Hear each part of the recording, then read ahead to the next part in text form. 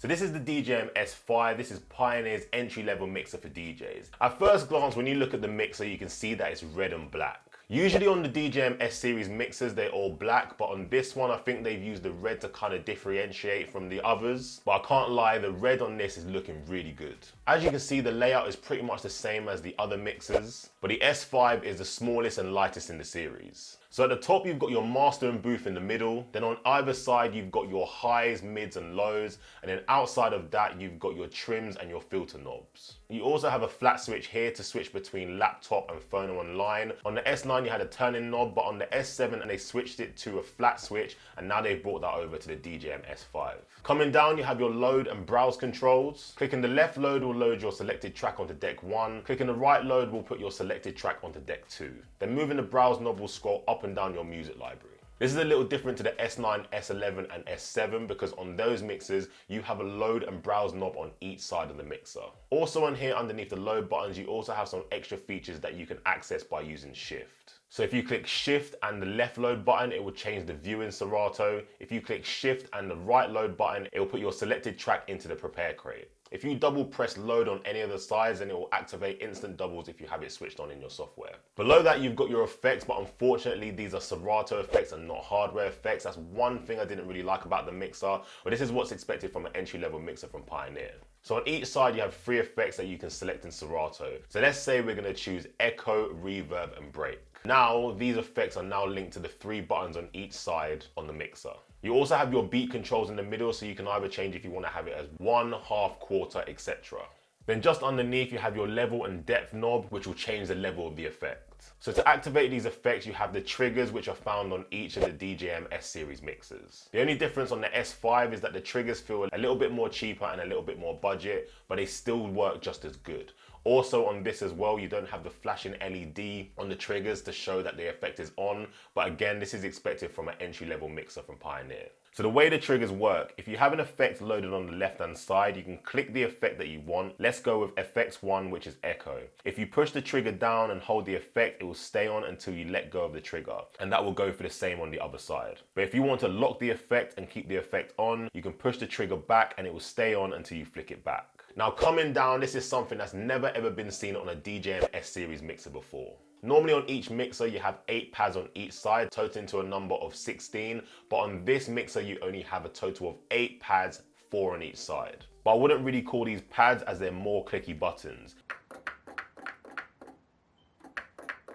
But again, this isn't really a bad thing because this is an entry-level mixer. Another thing that's never been seen before on a Pioneer mixer is the ability to switch between 1 and 4 and 5 and 8 of your cue point pads. So by default, your pads are going to be set to 1 to 4, but if you click this button here, it will change your pads to 5 to 8. Then you can access the other cue point pads that you have set in Serato. Now moving on to the pad modes, we've got hot cue, roll, auto loop, and sampler. In order to select the pad mode, you need to hold down mode and then click the pad that you want to activate. So say for example, you want to activate roll, you click the mode and then select the second cue point. If you want auto loop, you hold mode and then click the third cue point. On this mixer, you can also have split pad modes, so you can have hot cue on the left hand side and then auto loop on the right. Underneath, you have your secondary pad modes, so we have gate cue, cue loop, save loop, and scratch bank. In order to use these pad modes, you need to hold shift and then hold mode and then click the mode that you want. So for cue loop, click the second cue point, and then for save loop, click the third cue point. Moving on down, we've got the channel faders. Now these channel faders are a little bit cheaper compared to the other DJM mixes, which is expected, and they do feel quite loose, but they are still really good.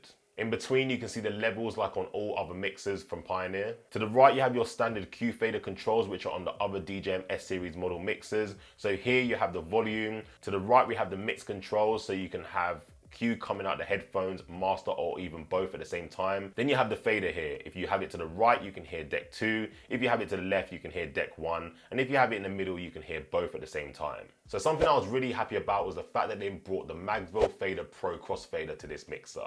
Usually you wouldn't find this on an entry-level budget mixer from Pioneer, but I think they had to put this on here to be a part of the DJM-S series mixers. Moving down to the front of the mixer, and something I really like is the see-through part of the crossfader. So on all other DJM-S series mixers, they have the feel and adjust knob where you can tighten or loosen the crossfader, but on the DJM-S5 you can actually see what's going on inside. So if you look closely, when I adjust the crossfader, you can see things moving inside. Apart from that, there's not many controls on the front. You have your mic and aux levels, obviously the see-through crossfader we just mentioned, and the headphone ports. Luckily on this mixer, we have the 3.5mm port and a normal jack port. So if you're used to forgetting or losing your adapter for your headphones, you can just use the 3.5mm port to plug in. But compared to the S9 mixer, this has not got a lot of controls on the front. One thing though, the crossfader controls haven't fully left the mixer.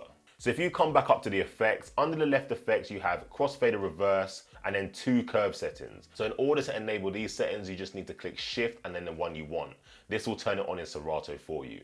Now on the subject of crossfader settings, Pioneer have introduced a brand new feature called Scratch Cutter. So to enable Scratch Cutter, you need to hold down one of the effect buttons until it's flashing on its own. Then if you flick up the trigger, when you move the jog wheel back and forth, you'll start to hear a scratch.